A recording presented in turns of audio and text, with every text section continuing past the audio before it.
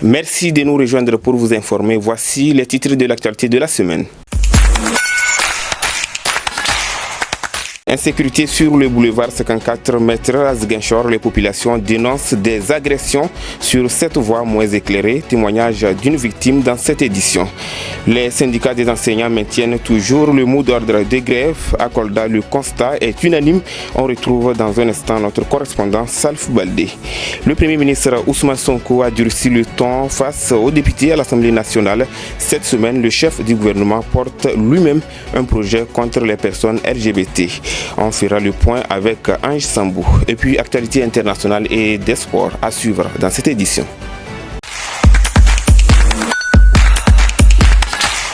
Merci à tous et bienvenue. J'ai annoncé tantôt insécurité sur le boulevard 54 mètres à Ziguinchor. Les agressions se multiplient les nuits sur cette voie moins éclairée. Les populations dénoncent des agressions et tirent une sonnette d'alarme. Une victime a été interrogée par Aïcha Sall. J'allais à Pélisac. Oui, on m'avait envoyé là-bas. En allant jusqu'à l'hôtel de 54 mètres, j'ai senti un coup brusque derrière moi. Et je me suis arrêté pour identifier ce qui. Et malheureusement, c'est là qu'on a emporté mon téléphone par deux Jakartaman. Après, je suis retourné ici et avisé ma famille, leur dire que je me suis fait agresser. Après, quelques minutes plus tard, je suis allé à la gendarmerie pour faire ma déclaration. Pour cela, j'appelle les autorités, le maire, le gouverneur, le préfet et même le commissaire pour qu'ils prennent des mesures sur ça. Moi, hier, je pouvais être blessé ou bien tué même parce que je n'avais pas senti des gens venir derrière moi. Et s'il avait des couteaux ou bien des armes, ils pouvaient me blesser ou bien me faire quelque chose d'autre. Parce que je ne les avais pas sentis venir. En fait, ici à Santhiaba, je dirais même à Ziguinchor, on ne connaissait pas ces phénomènes. Mais maintenant, c'est devenu récurrent parce que il n'y a pas presque des mois, j'ai entendu dire ici à côté de chez nous qu'on avait pris un téléphone, comme on l'a fait hier à mon petit frère. Il y a aussi une femme ici qui travaille au multiservice qui s'est fait agresser chez elle aussi. On ne peut pas comprendre une telle route nationale qui n'est pas lumière, qui n'a pas de lumière. Tout peut y arriver. Les accidents, les agressions, tout. Et je me dis que ces 54 mètres aussi doivent être électrifiés pour au moins essayer d'identifier. Parce que si c'était électrifié, au moins, il aurait pu identifier la plaque de la moto ou bien identifier ses agresseurs. Ça peut être lié aussi sur le fait que Ziguinchor s'agrandit et que toute personne a accès ici librement. Mais aussi, ça peut être aussi dû au manque d'emploi, au manque d'éducation. Les gens ne sont plus occupés. Et ce sont ces gens aussi qui ne sont pas occupés et qui veulent avoir de l'argent, qui se promettent, en fait, se permet d'aller agresser les gens. À Kolda, les enseignants respectent le mot d'ordre de grève lancé par leur syndicat. Ils appellent leurs camarades donc à en faire autant au micro donc de notre correspondant Salf Baldé. Les motifs, c'est les motifs qui étaient là parce que des accords ont été signés avec le gouvernement, mais malheureusement, jusque-là, le gouvernement n'a pas respecté sa parole. Donc, il n'y a pas d'autre motif. On exige en tout cas le respect des signatures. C'est-à-dire, entre autres, il y a la lenteur administrative, les impôts sur les rappels. Il y a l'alignement aussi, la question de l'alignement, parce qu'on voit qu'il y a vraiment une discrimination qui ne dit pas son nom. Et ça, c'était des choses à corriger. Et aussi, il y a la question des décisionnaires. Les décisionnaires font le même travail que les autres professeurs. Mais malheureusement, à la retraite, c'est autre chose. Et donc, tout ça réuni, vraiment, nous étions obligés d'aller, en tout cas, en mouvement pour rappeler au gouvernement leurs engagements. On a fait 3 réunions. On a fait 3 réunions à l'interne. Et ensuite, on a fait une réunion concernant, en tout cas, tous les établissements au lycée Alpha Molo Baldé. Le plan d'action se poursuit. Boycott de la proposition des épreuves, boycott des compositions, de ne pas corriger aussi les copies, mais quand même on déroule les cours normalement, mais tout ce qui concerne la tâche administrative, les évaluations, c'est à boycotter. Franchement, ce n'est pas ce qu'on attendait de l'autorité. Parce qu'avec ce changement-là, on espérait que ces choses qu'on est en train de vivre là n'allaient pas se passer comme ça. Non, le combat se poursuit, parce que nous sommes déterminés à aller jusqu'au bout, parce que ce n'est pas des revendications de plus. On exige le respect des accords. Le respect des accords, c'est quoi? C'est le respect de la signature. Et vous savez ce que représente la signature, en tout cas pour un gouvernement. C'est tout simplement ça. Le Premier ministre Ousmane Sonko était à l'Assemblée nationale cette semaine. Le chef du gouvernement a annoncé plusieurs réformes pour apaiser les tensions et protéger les citoyens. Retour sur cette rencontre avec Ange Sambou. La réplique portée par le Premier ministre Ousmane Sonko ce mardi 24 février 2026 à l'Assemblée nationale concernant la divulgation des résultats des tests de VIH-Sida ou menace de publication de la liste des personnes arrêtées ou visées par l'enquête sur la pratique de l'homosexualité sur les réseaux sociaux a suscité beaucoup de réactions. Li xew ci réew mi rafetul nekk di génne ay bulletins de santé jàmbur le statut sérologique des gens ñooñu léeg-léeg dañoo am njaboot seeni doom ñemeetuñu dem école. Ce qui se passe dans ce pays-là est inadmissible. Instruction, secret de l'instruction amatul, diggante enquête bi, parquet, juge d'instruction, tous les PV sont dans la rue. Kan moo jox nit sañ-sañ mu ne diw am na cancer wala am na sida wala am na lii. Et ça, ana procureur dañu war a interpeller tout de suite ñu koy def. C'est des familles qu'on est en train de détruire par l'irresponsabilité de quelqu'un boo xam ne peut-être moom la. Mais doomam il n'a pas demandé ça léegi bu demee école ñu ne kii papam moo dafa am sida est-ce que moom amul sida au nom de quoi on le fait ak ñi nga xam ne dañoo jàpp ni ñoom la yàlla wàcce pour ñoom ñu wax ci lii ñoom dong am na ci ñu jàmbaar macha allah am na ci ñu ëppal moo tax am na ci kenn koo xam ne bi ma déggee ñu ne jox nañ ko sécurité dama ne ministre intérieur dama jëli sécurité bi parce que kenn sant ko muy génne ay liste di joxe ay turu jàmbur nañu waxante dëgg lii c'est une prérogative régalienne état ak ses structures ñoo koy gérer waaye xam naa liste beeg te suñu la nee andil preuve doo ko andil loolu tegul fenn.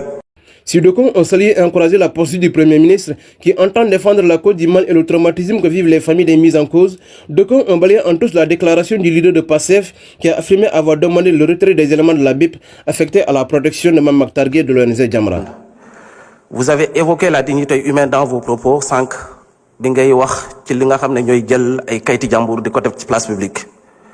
C'est fort. À Ziguinchor, la réaction de Tombouctou ne s'est pas fait attendre dans un contexte où l'inquiétude liée au nombre de cas de positifs de VIH-Sida plane sur la santé publique et l'avenir de notre jeunesse. Il a déclaré dans un post publié à travers les réseaux sociaux que le Premier ministre Ousmane Sonko ne devrait pas condamner la divulgation d'informations relatives à la l'état de santé des personnes mises en cause dès lors que celles-ci auraient délibérément choisi de propager le VIH-Sida. Merci Ange Sambou pour ce reportage et à présent nous allons sillonner d'autres régions du Sénégal, c'est avec Aïcha Sall. Nous commençons les actualités en national. D'abord, El Hadj Malick Youm, secrétaire général du SAEMS, accuse l'État du Sénégal d'avoir organisé un vol systématique en ponctionnant illégalement les salaires des enseignants de février pour renflouer ses caisses. Selon lui, ces retenues allant de 100 000 à 300 000 francs CFA correspondent à 5 à 7 jours de grève. Amidou Diédhiou, secrétaire général du CELS, confirme des coupes similaires chez ses collègues 50 000 à 281 000 francs CFA et juge la mesure disproportionnée. En résumé, les syndicats dénoncent des prélèvements jugés abusifs et injustifiés sur les salaires des enseignants qu'ils interprètent comme une stratégie de l'État pour compenser le manque de financement. Parlons cette fois-ci sur la renégociation des contrats pétroliers. Mamadou Faye, ancien directeur général de Petrosen, estime que la renégociation des contrats pétroliers défavorables au Sénégal est inutile et peu rentable. Selon lui, la renégociation rapporterait que 2 à 3 milliards de francs CFA par an et risquerait de provoquer des contentieux longs jusqu'à 10 ans. Il préconise plutôt de valoriser directement les gisements, notamment le gaz du projet Sangomar, qui pourrait générer entre 200 et 300 milliards de francs CFA par an en approvisionnant les pays voisins en forte demande énergétique. Au Sénégal, la répression contre l'homosexualité s'intensifie. Depuis 2 semaines, une vingtaine de personnes ont été arrêtées à travers le pays, certaines arrestations étant relayées sur les réseaux sociaux. Parmi elles, le dictateur Salim Bey, alias Zal, interpellé le 20 février alors qu'il tentait de quitter le territoire. Parallèlement, le gouvernement a adopté en Conseil des ministres un projet de loi visant à renforcer encore la criminalisation et les sanctions liées à l'homosexualité. C'est tout ce qu'on pourrait retenir de l'actualité nationale de la semaine. Aïcha Sall, merci pour ce volet d'informations. À présent, nous recevons donc Cyrus Djemé pour l'international. Bienvenue dans la page internationale. Le Kenya a officiellement lancé jeudi 26 février l'utilisation de nouveaux traitements préventifs contre le VIH. Le Lenacapavir, injectable 2 fois par an, est considéré comme un progrès immense par rapport au traitement nécessitant la prise quotidienne d'une pilule. Dans ce pays, la prévalence du VIH est d'environ 3,7% à l'échelle nationale, mais atteint 10% dans certaines régions.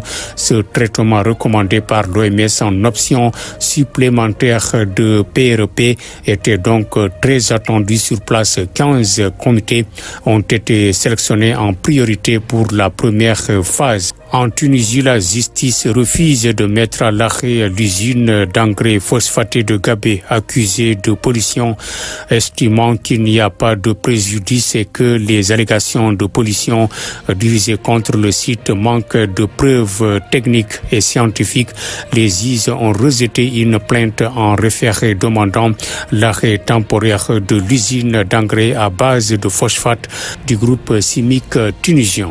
Terminons ce tour du monde par l'Iran et les États-Unis qui se sont retrouvés à Genève en Suisse jeudi 26 février pour une 3e session de pourparlers indirects avec pour objectif de sortir du flou actuel ni paix ni guerre, selon les mots du président iranien. Cette session s'est achevée en début de soirée. Badr al-Boussaidi, ministre des Affaires étrangères d'Oman, a évoqué des progrès significatifs et a annoncé que les 2 parties se retrouveront la semaine prochaine à Vienne en Autriche pour des discussions techniques. C'est tout ce qu'on peut retenir sur l'actualité hors de nos frontières. Amidou Dioro, merci. Merci Cyrus Djemé. On passe directement au sport avec Lantana Djemé. Nous commençons cette page sportive par une note de tristesse qui a frappé la Ligue de football professionnel au Sénégal. Le rappel adieu d'El Hadji Youssou Diouf, l'attaquant de l'AS Saloum en Ligue 2 de football professionnel et originaire de la région de Ziguinchor. Le jeune sportif est décédé après le match de la 6e journée contre Amitié FC. Pour saluer la mémoire de ce jeune talent parti trop tôt, nous vous invitons à suivre son portrait avec Kara Yankouba Djemé. Youssou Diouf, dit Robinho, n'était pas seulement un joueur, mais un parcours, une promesse du football ziguinchorois. Joueur de la SCAPS formé chez les cadets du Casa Sport, il a ensuite évolué avec les seniors de CS de Ziguinchor avant de poursuivre à l'ISEC. Travailleur et déterminé, il avait intégré l'équipe professionnelle du Casa Sport, confirmant son ambition et son talent. Son sommet l'a conduit également à l'Olympique de Ziguinchor, puis à l'AS Saloum, tout récemment, où il continue de défendre ses couleurs avec engagement. Aujourd'hui, coéquipier, dirigeant et supporter pleurent un jeune homme passionné, respectueux et amoureux du ballon rond. Son départ brutal rappelle la fragilité de la vie, même sur les terrains où l'on célèbre la jeunesse et la vitalité. Un talent qui s'en va, laissant un grand vide dans le championnat sénégalais. Paix à son âme. Restons sur les pelouses de la Ligue sénégalaise de football professionnel pour faire le point sur les résultats et les classements des équipes à l'issue de la 16e journée. En Ligue 1 de football professionnel, Azel de Rifix bat Sonacos sur le score de 1-0. IS Gorée perd 1-0 face à Teungueth FC. Union sportive de Ouakam bat AS Pikine 2-1. La Linguère de Saint-Louis et le Stade de Mbour 2 partout. AS Cambérène et le Casa Sport 2 partout. AS HLM et AS Jaraaf 0 partout.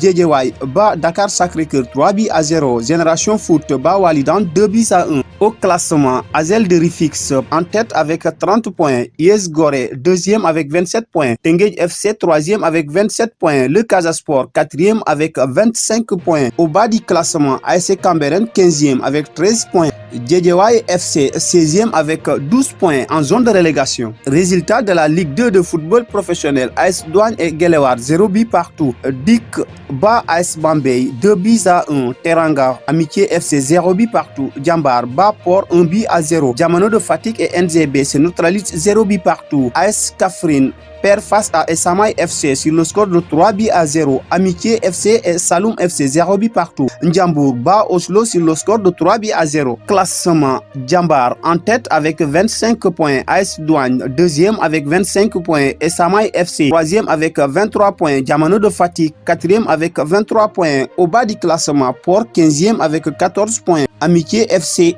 16e avec 12 points. Dimanche 1er mars 2026, Walidan fera face à Sonacos. Teungueth FC fera face à la Linguère de Saint-Louis. Diaraf fera face à l'Union sportive de Ouakam. Le Stade de Mbour face à Génération Foot. AS Pikine face à Asel de Rifix. Guédiawaye fera face à US Gorée. Le Casa Sport reçoit Aslem au stade Aline Sitoé Diatta de Ziguinchor. En Ligue 2 de football professionnel au programme de ce dimanche 1er mars 2026, Bambey Dik fera face à Teranga. Enfin, un détour par la lutte traditionnelle. En vue des Jeux olympiques de la jeunesse Dakar 2026, la région de Ziguinchor a déjà sélectionné ses ambassadeurs. L'équipe est composée de 6 filles, 45 à 75 kg et 6 garçons de 60 kg à 90 kg et à défendre les couleurs de la Casamance, mais aussi du Sénégal. Merci Lassana Diémé pour l'actualité des sports. C'est tout également pour cette édition.